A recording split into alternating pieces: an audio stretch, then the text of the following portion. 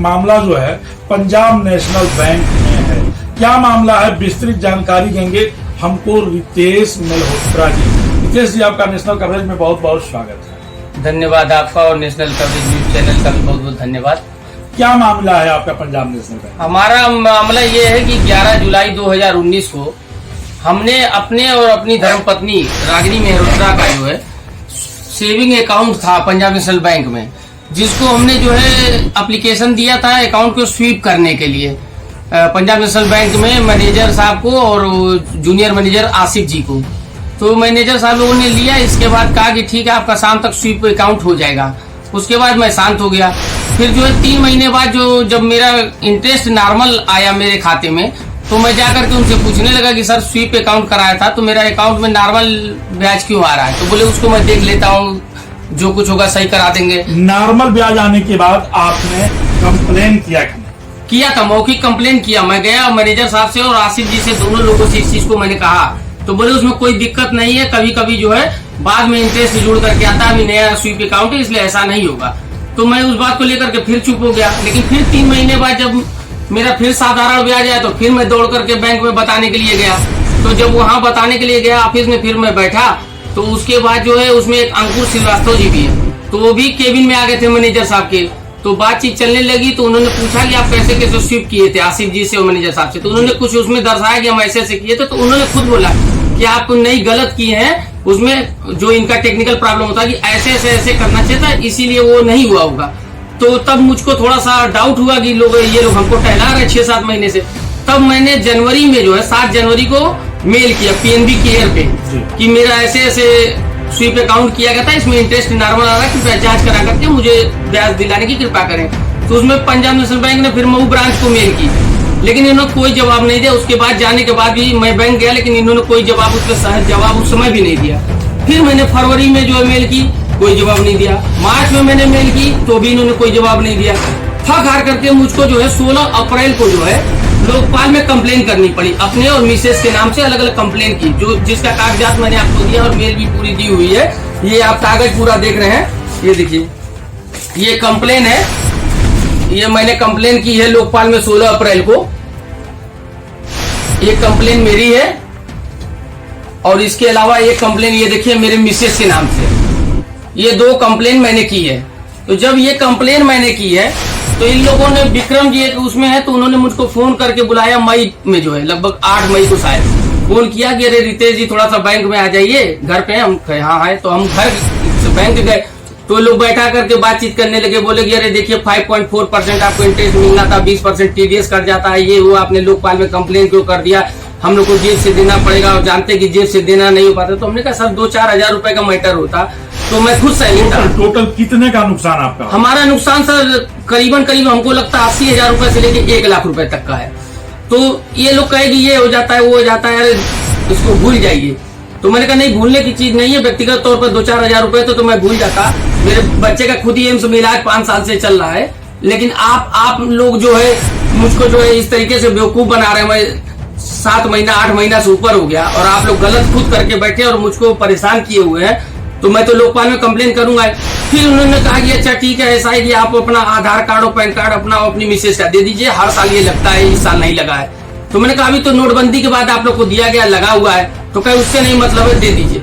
तो मैं जाकर के फिर इनको आधार और पैन अपना मिसेस का दे दिया। तो इसके बाद वो कुछ 11(3)C में जो है इन्होंने, जो भी होता है इनका सेक्शन मुझको नहीं पता, तो इन्होंने उसमें जो है जवाब वहां पे दिया है। तो जब मैं अभी 3 दिन पहले बैंक में गया हूँ पूछने के लिए कि सर क्या हुआ, लोकपाल से क्लोज होगी कंप्लेन, उसमें क्या हुआ है, तो इन्होंने कहा कि जो है आपका ये KYC नहीं पूरा था, इसीलिए आपको स्वीप का पैसा नहीं मिला है। KYC का जानकारी आपको पहले उन्होंने नहीं दिया? नहीं, कोई पहले जानकारी नहीं दी सर। आज से मेरा खाता नहीं चल रहा, कितने साल से खाता चल रहा है, उसमें से मैं कभी कैश निकालते भी नहीं है, ना अपने से ना मिसेस से। जो कुछ है उसमें अटल बीमा पेंशन का है, अटल जी का वो एक्सीडेंटल है, LIC का बीमा है, बच्चे का जाता हूँ तो टिकट दिल्ली के लिए कटवाता हूँ, सब उसी खाते से हर महीने कट रहा है, हो रहा है।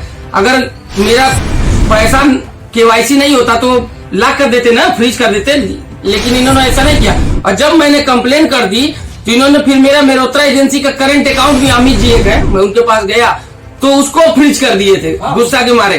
तो जब मैं वहां गया तो कहते आपका GST पेपर नहीं है। हमने कहा सर अब सभी सारी चीज अभी आ रही है, इसके पहले नहीं आ रही थी।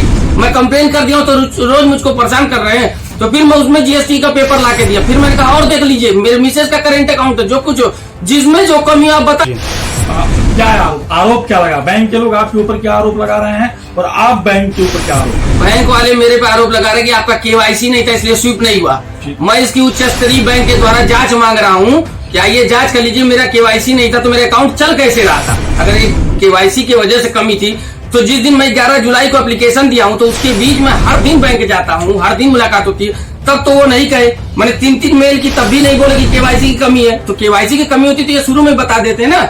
इसमें आसिफ जी और सीनियर मैनेजर संपूर्णानंद श्रीवास्तव जी, ये दोनों लोग की मुख्य भूमिका है। जो लोग हमारे पैसे को नहीं देना चाहते, चूंकि बैंक नहीं देगा, इनको जेब से भरना है, इसलिए जानबूझकर मेरे साथ ये लोग इस तरीके की वो कर रहे हैं। वो आप रितेश मल्होत्रा जी को सुन रहे थे। आपका स्पष्ट कहना था कि सीनियर मैनेजर और जूनियर मैनेजर पंजाब नेशनल बैंक मऊ मिल करके हमारे पैसे का गमन करना चाहते हैं, नहीं देना चाहते हैं और अब हमको लगातार परेशान करने पर लगे हुए हैं।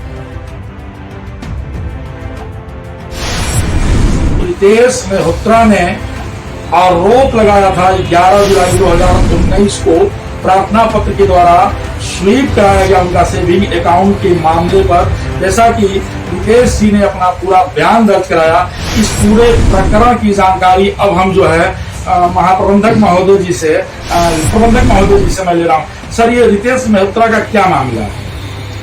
मैं वरिष्ठ प्रबंधक पंजाब नेशनल बैंक। ये रितेश ये हमारे यहाँ आया करते थे, काम से करेंट अकाउंट वगैरह खुला हुआ था, सेविंग चलता था।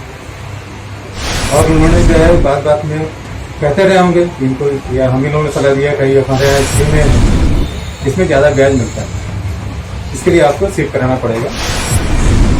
ये बातचीत होती रही, लेकिन इसके बाद ये कहा कि जो है आते थे, कह के चले जाते थे, लेकिन कोई डॉक्यूमेंट वगैरह नहीं दिया। यदि इनको अगर वैसे एफडी की जरूरत है, अगर ज़्यादा ब्याज की जरूरत है तो हमारे यहाँ लिख के दीजिए, खाता ट्रांसफर हो जाएगा, एफडी बन जाएगी। लेकिन उन्होंने कभी लिख के दिया नहीं कि इनका अगर ज़्यादा ब्याज चाहिए तो एफडी बना लीजिए। इनका आरोप है, इनका कहना स्पष्ट शब्द में है कि मैं वहाँ गया था और जूनियर मैनेजर ने मेरा सारा काम जो है किया था। 3 महीने बाद जब मुझे नॉर्मल ब्याज आया तो मैंने उनसे पूछा कि मेरा नॉर्मल ब्याज आ रहा है, तो उनका आरोप कहना ये था। पूछिए जी, कि जब उनके खाते से क्या कोई राशि डेबिट हुई है, जब आप एफडी डालेंगे तो खाते ब्याज देता तो वो लिख के देता, हम एफडी बना देते हैं उनकी। जो ऑटोमेटिक होता है उसके लिए उनको लिख के देना पड़ता है, केवाईसी पूरा करना पड़ता है। केवाईसी जब लेकिन लगातार लिखा पढ़ी होता रहा। जनवरी में उन्होंने पत्र दिया, फरवरी में भी दिया, अगर दिया तो हो जाता है। नहीं, वो जो उन्होंने ईमेल किया हुआ है, ठीक है, अपनी तरफ से जो उन्होंने ईमेल किया हुआ है, वो सारे ईमेल की कापियां भी जो है उन्होंने उसको उपलब्ध कराया है, लेकिन उस पर न तो बैंक के द्वारा उनको कोई सूचना दी गई, न उससे जो है बैंक में हर चीज बताया जाता है कि आपका जब केवाईसी पूरा होगा तभी सिस्टम करने पड़ता है। और अभी इस समय केवाईसी में बहुत जोर है, और अभी 3 साल पे 2 साल पे केवाईसी अपडेट करना पड़ता है। इनसे कहा जाता रहा, लेकिन ये कभी कराए नहीं, कराते तो सिस्टम में तो ऑटोमेटिक हो जाता है। उसमें जब तक आपका केवाईसी पूरा नहीं होगा तब तक वो नहीं करने जाता। आप एक से बताया लिख के देते कि हमको इतना पैसा ट्रांसफर कर दिया जाए, एफडी में हो जाता। तो ब्याज एफडी चाहिए, ब्याज चाहिए आपको तो लिख के देते, एफडी बनती है। कि उनको पता था ना कार्रवाई नहीं हुई, क्यों नहीं हुई? वो कह रहे हैं कि मैं लोकपाल तक गया था, मैं लोकपाल तक को लिखा था। जब लोकपाल से आया था हमने उनको कांटेक्ट किया, बताया भाई केवाईसी आपको पूरा नहीं है। उन्होंने केवाईसी दिया और तुरंत ऑटोमेटिकली कर लिया सिस्टम। इनको बताया तो वो उनको टाइम कहाँ है आने का? क्या लिखित में उनको बताया जाता था या मौखिक बोलते थे, मौखिक होता था। नहीं आप आज लेकिन ये लगातार जो है चिट्ठियां मेल कर रहे हैं। जनवरी में भी किया, फरवरी में भी किया, मार्च में भी किया। मेल जो है वो हमको दिए भी हैं। उनको अगर दिया होता, उन्होंने रिसीविंग अगर लिया हो तो बताएं, तो कोई रिसीविंग के बाद हो तो बताएं। क्या मेल का महत्व नहीं होता? मेल करके आपने मेल कर दिया, आपको जब तक केवाईसी आपको पूरा नहीं होगा सिस्टम नहीं कर सकते। बैंक ने उनको लिखित में यह सूचना दिया था कि आपकी केवाईसी पूरा नहीं हुई है। लिखित कहीं मांगा ही नहीं। जिन्होंने कहा आप आते हैं, आपने कहा कि उनके अकाउंट खोलना है, क्या क्या चीज चाहिए, हमने बता दिया भाई आधार पैन सब चीज चाहिए। अब लिखित मांगे लिखित मिलेगा, लेकिन ऐसा यहाँ पे कोई चीज ऐसा नहीं है। मतलब सब चीज क्या कहना चाह रहे हैं? क्या जो किसी ने जो आरोप लगाया है उनका मानना यह है कि 80 से 1 लाख रुपए का मेरा बड़ा नुकसान बैंक के लापरवाही से हुआ है। अगर कैश चाहिए था उनको उसी टाइम पे क्या करके खाते से एफडी करवा लेना चाहिए। कि आपको एफडी कराना है तो एफडी आप लिख के दीजिए, एफडी तुरंत ले जाएगी। एफडी किसकी नहीं होती, यहाँ से एफडी हो रही है। तो आप सुन रहे थे मैनेजर साहब को पंजाब नेशनल बैंक मऊ शाखा का। आपका स्पष्ट करना था कि कुछ भी लिखा पढ़ी में नहीं हुआ है। वो मौखिका करके कहते थे कोई कागज नहीं जमा किया। जब उन्होंने केवाईसी का कागज जमा किया तो उस समय जो है स्वीप किया गया। इसमें बैंक की कोई लापरवाही नहीं है।